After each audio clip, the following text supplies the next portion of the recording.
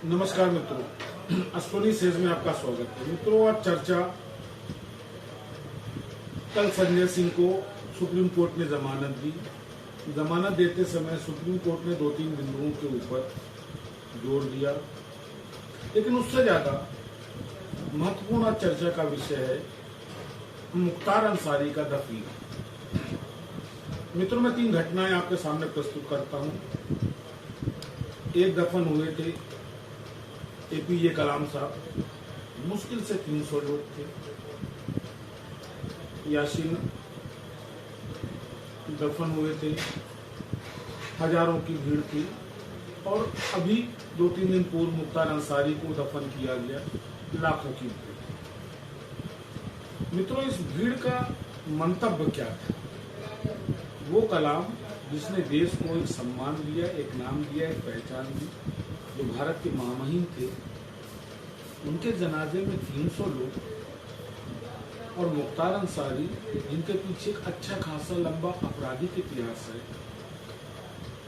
उनकी मैयत में लाखों लोगों की भीड़। कहीं हम गलत दिशा में तो नहीं जा रहे? कारण साफ है।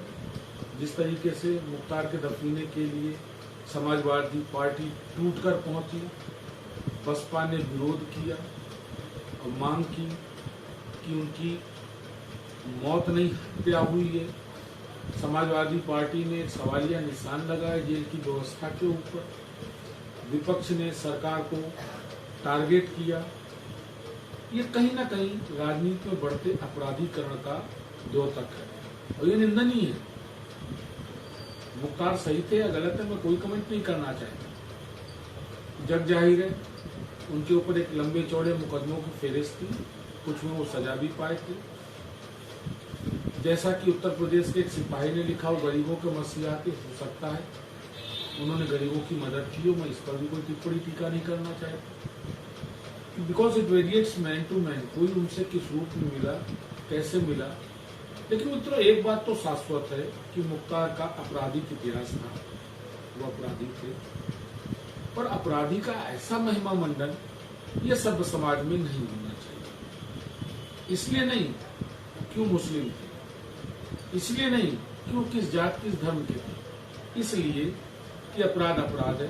वो चाहे आर्थिक अपराध हो, वो चाहे शारीरिक अपराध हो, वो चाहे मानसिक अपराध, अपराध अपराध है। और अपराधी का महिमा मंडन सभ्य समाज को कहीं ना कहीं हानि पहुंचाता है, समाज की बहुत बदलती प्रवृत्ति का द्योतक है। और ये इंगित करता है कि आने वाले समय में किस तरीके के आइडियलिस्टिक कैरेक्टर समाज में आने वाले हैं। मित्रों, सोचने वाली बात है।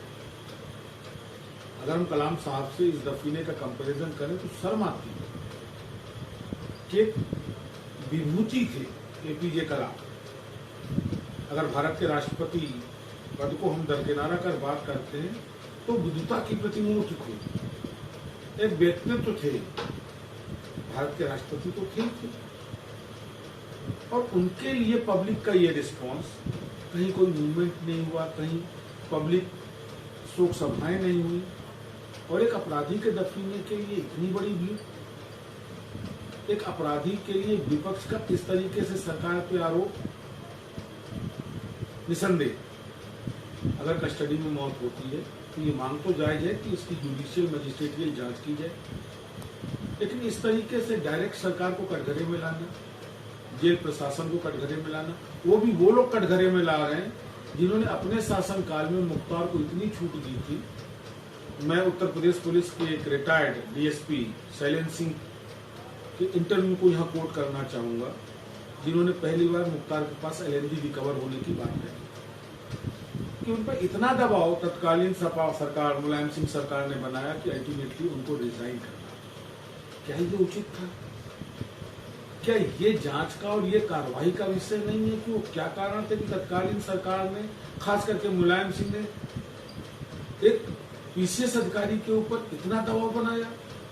शैलेंद्र सिंह PPS अधिकारी हैं कि अपराध को दबाने के लिए एक अधिकारी को त्यागपत्र देना पड़ा, इतना विवश किया। तो क्या वो सरकारें अपराध को पोषित करती थी? मित्रों, हिंदुस्तान में वैसे भी एक प्रॉब्लम है। 17 से 22% अल्पसंख्यक वोट के लिए विपक्ष जिस तरह पागल है और जिस तरह बहुसंख्यकों को नजरअंदाज कर रहा है, ये और कुछ नहीं, आने वाले समय में एक गंभीर परिणाम की चेतावनी है, आगाज है। जिस तरीके से विपक्ष अल्पसंख्यकों को प्रमोट कर बहुसंख्यकों के विरोध में प्रोजेक्शन दे रहा है, ये कहीं ना कहीं आने वाले समय में गंभीर होंगे। भारत सरकार को समझना चाहिए, राष्ट्रीय सुरक्षा से जुड़ी हुई एजेंसियों को समझना चाहिए। देखिए,